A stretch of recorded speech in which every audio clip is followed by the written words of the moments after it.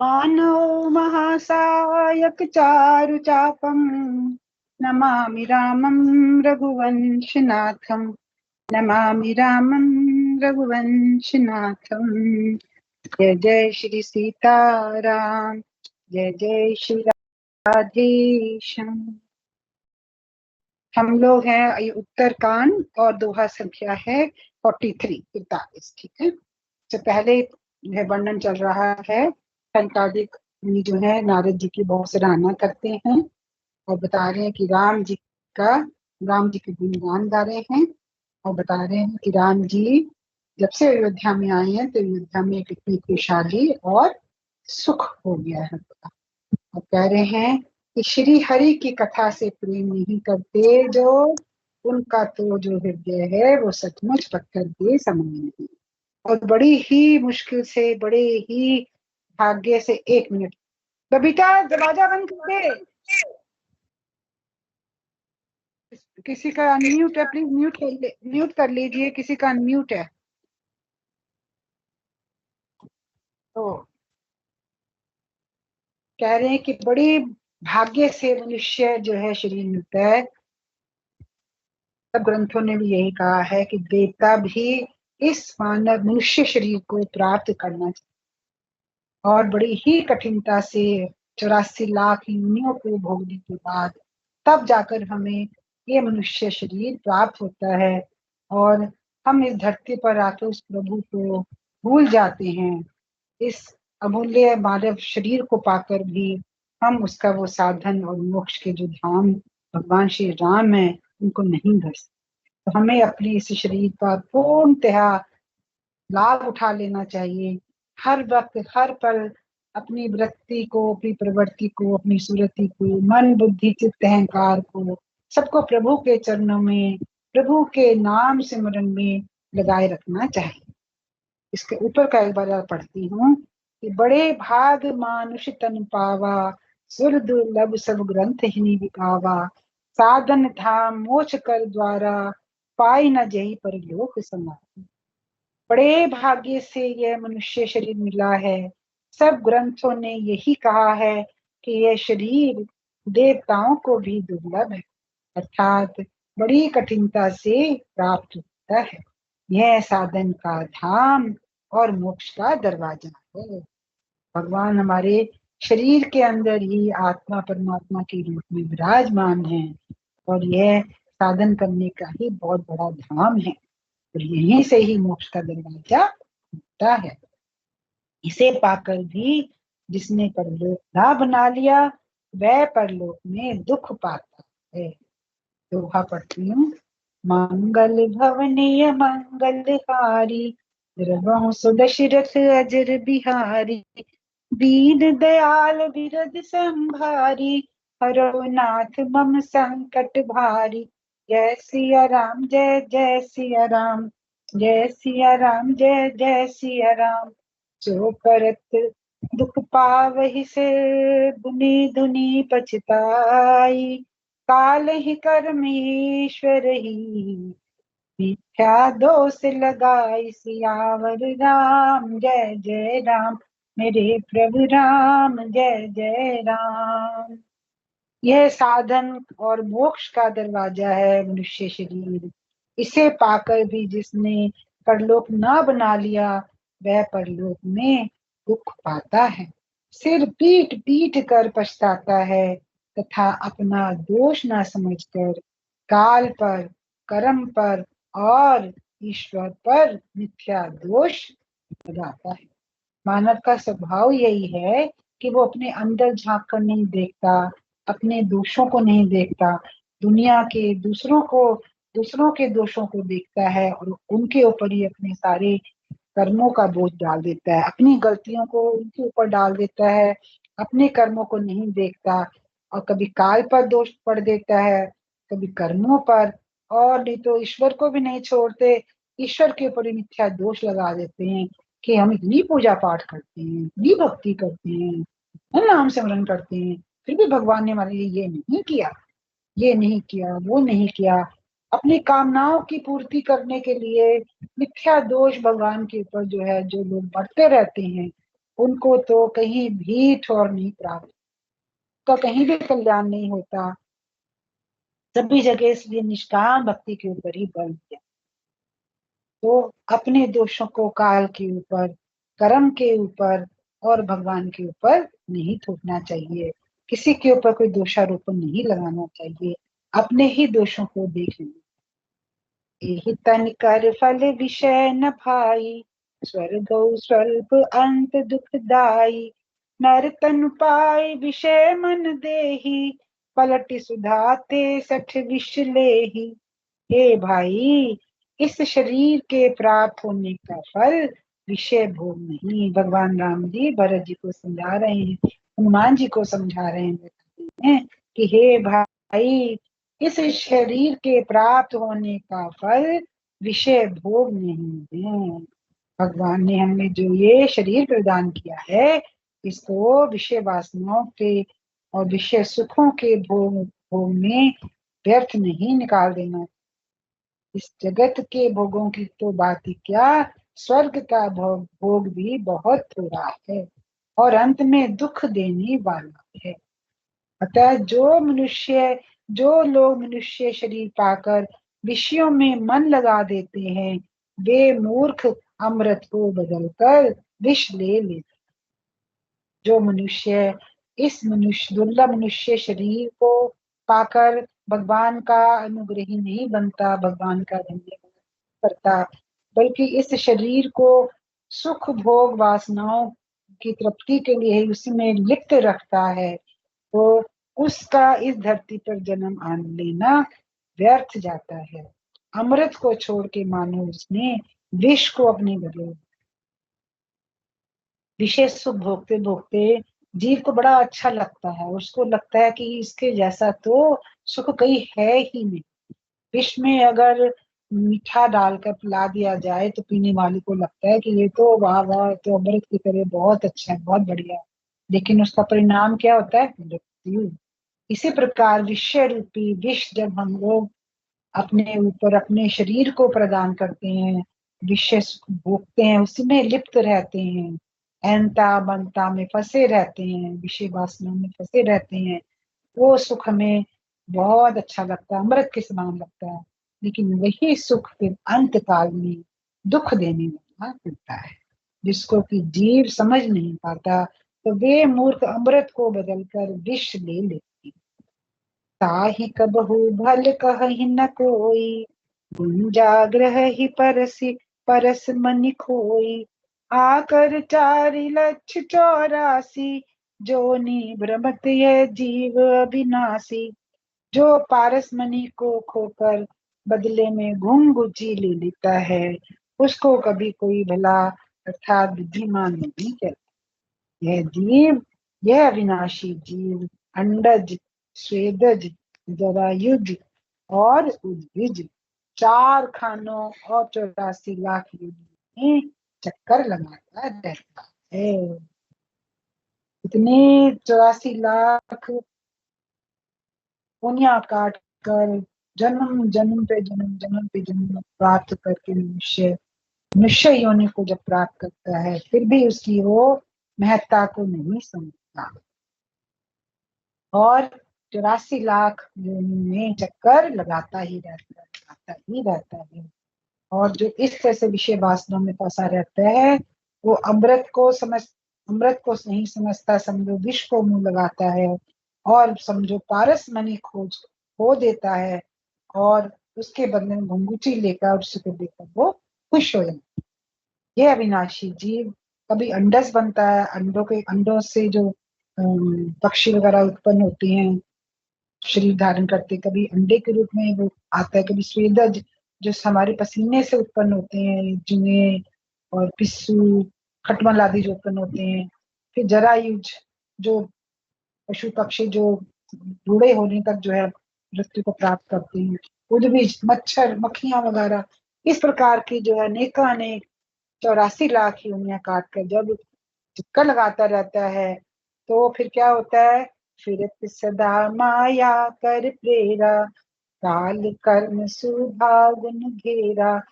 कबहु करी करुणा नर देही, देत ईस बिनु हेतु ही। माया की प्रेरणा से काल, कर्म, स्वभाव और गुण से घिरा हुआ, इनके वश में हुआ ये सदा सदा भटकता रहता। बिना ही कारण स्नेह करने वाले ईश्वर कभी विरले ही दया करके इसे मनुष्य का शरीर देते। माया की प्रेरणा से क्या होता है? काल, बहुत समय निकल जाता है, कभी किसी योनि में, कभी किसी योनि में, कभी किसी योनि में। और हर योनि में हर जीव का अपना एक कर्म होता है, एक स्वभाव होता है, और गुणों से जुड़ा होता है, और वो जीव जो है भटकता रहता है। और मनुष्य जन्म प्राप्त करके भी मनुष्य का माया की प्रेरणा से काल के वशीभूत होकर कर्मों, अच्छे कर्म नहीं करता, बुरे कर्म करता है, स्वभाव और गुणों से घिरा होता है। तीनों गुणों, सत्य रज तम, तीनों गुण भगवान ने सभी को प्रदान किए हैं। कोई किसी गुण में ज्यादा रहता है, कोई किसी गुण में ज्यादा रहता है, कोई किसी गुण में ज्यादा रहता है। तीनों गुणों का मिश्रण होता है। लेकिन अगर जिनके ऊपर तामसिक तामस जो है, तमोगुण ज्यादा प्रभावी है, तो तमोगुण के रहते हुए जी बहुत ही गलत गलत गलत गलत ये करता है। और उसी कारण वो हर जन्म में सदा भटकता ही रहता है। किंतु भगवान भी क्या करते हैं? अतएव अहेतु की कृपा बरसाने वाले कहा गया है। फिर भी वो बिना किसी कारण स्नेह करते करते कभी कभी भगवान दया करके किसी बिरले मनुष्य को, किसी मनुष्य बिरले ही जीव को मनुष्य शरीर प्रदान कर देते। नरतन भव बारिधि कहु बेरो, सन्मुख मरुत अनुग्रह मेरो। करण धार सदगुर दृढ़ नावा, दुर्लभ साज सुलभ करि पावा। ये मनुष्य का शरीर भव सागर से तरने के बेड़ा जहाज है, मेरी कृपा ही अनुकूल वायु है। सदगुरु इस मजबूत जहाज के कंधार अर्थात खेने वाले, इस प्रकार दुर्लभ कठिनता से मिलने वाले साधन सुलभ होकर भगवत कृपा से सहज ही उसे प्राप्त हो गए। ये शरीर भगवान ने दिया है, किस लिए दिया है?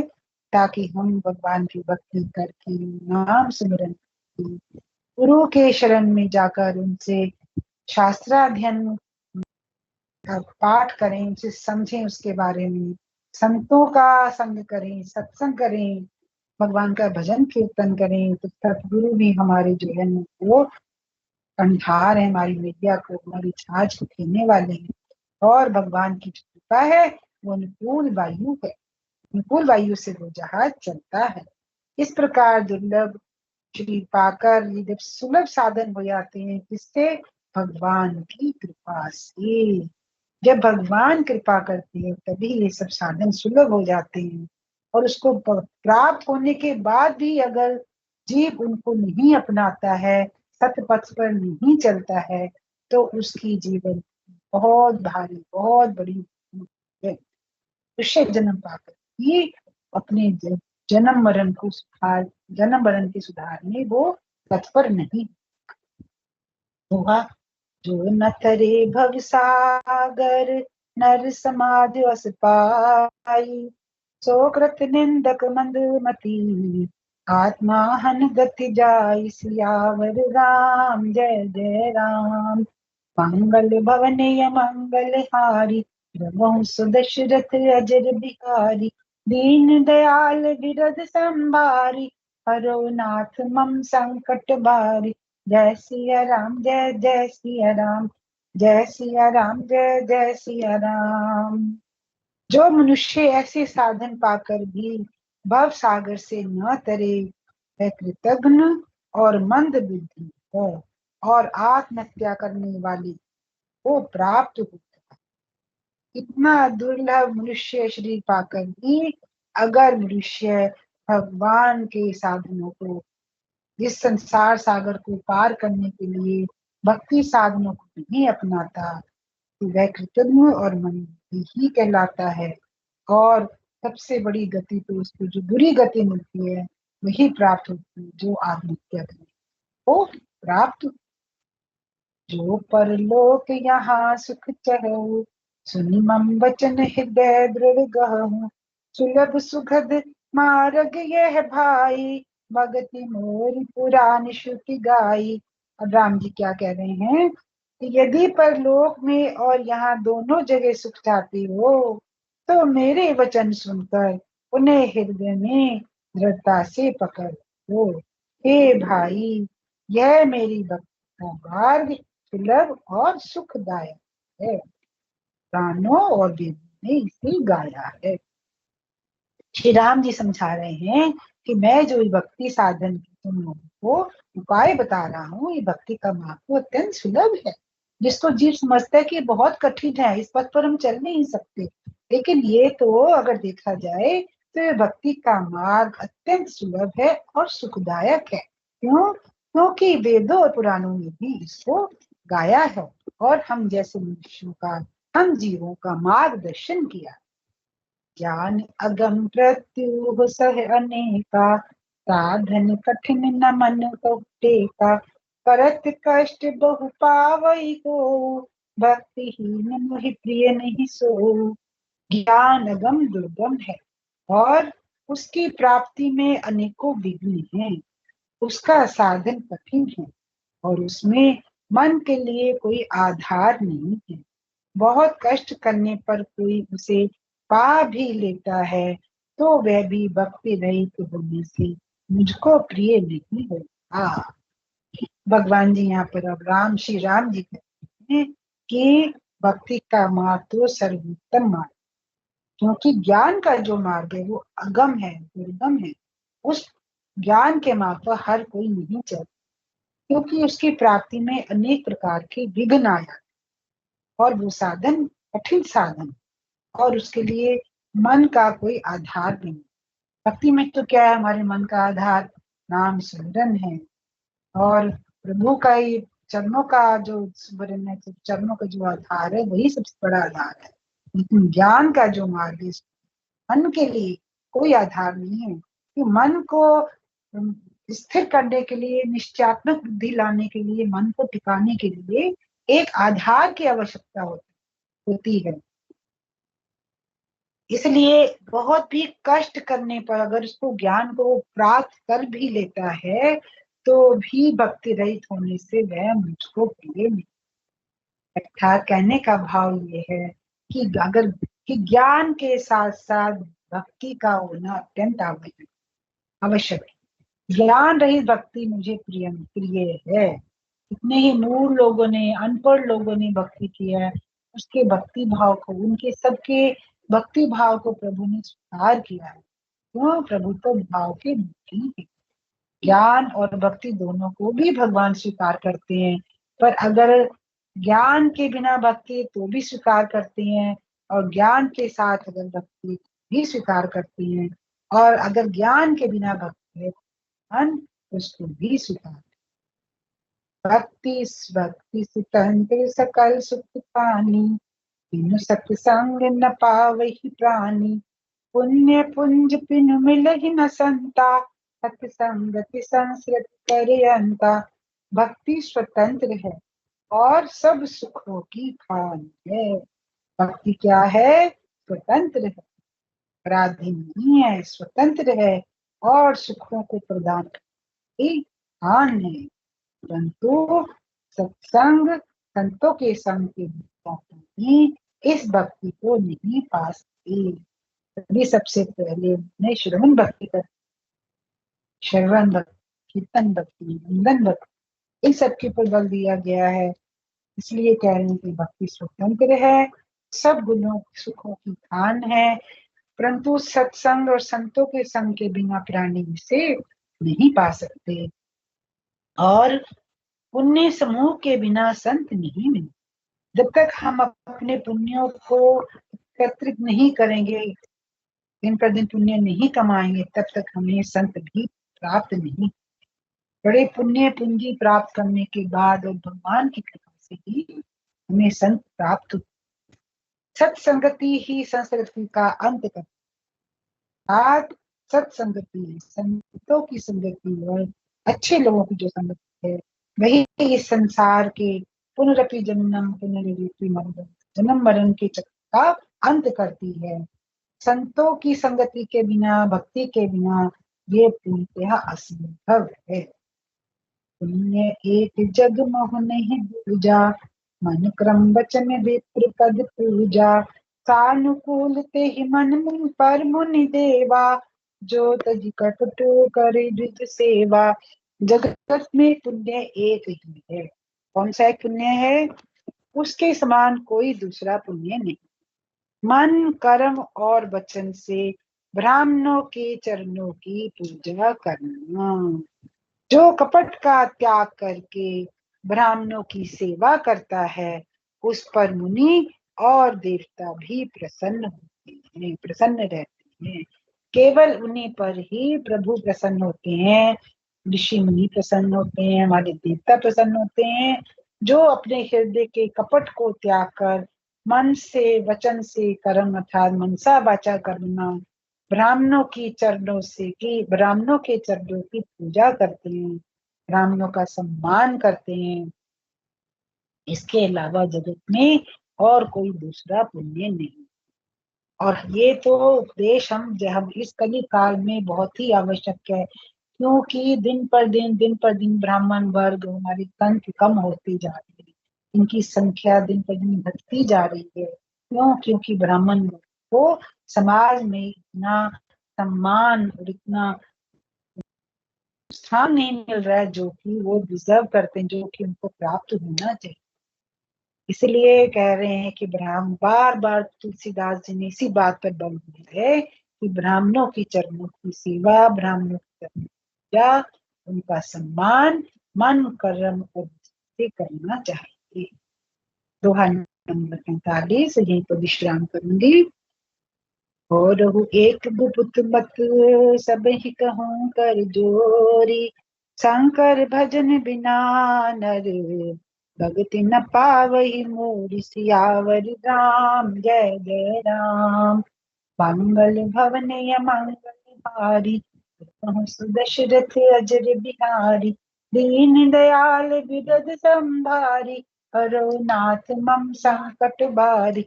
जय सिया राम जय जय सिया राम, जय सिया राम जय जय सिया राम।